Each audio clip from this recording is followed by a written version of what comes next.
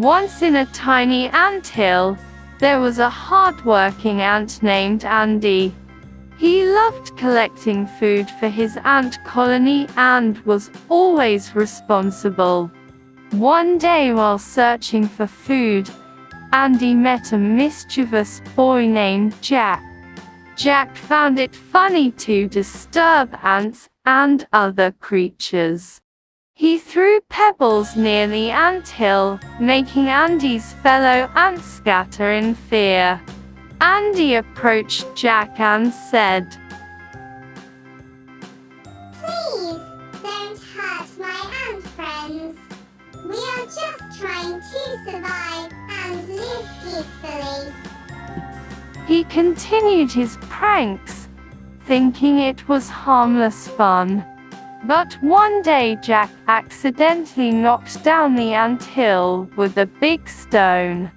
The ants' hard work was destroyed, and they were left homeless and scared.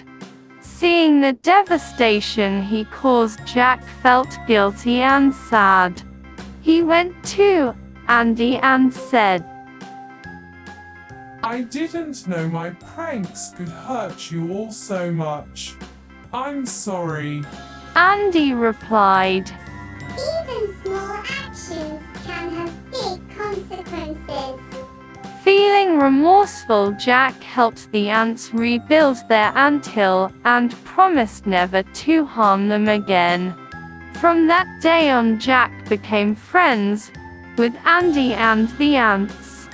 He learned that being mischievous for a laugh might hurt others, but being kind and helpful could bring joy to everyone. The moral of the story is that treating others with kindness and respect is essential. Small acts of kindness can have a big impact and create lasting friendships.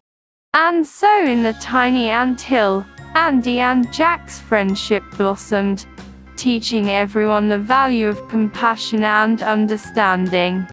The end.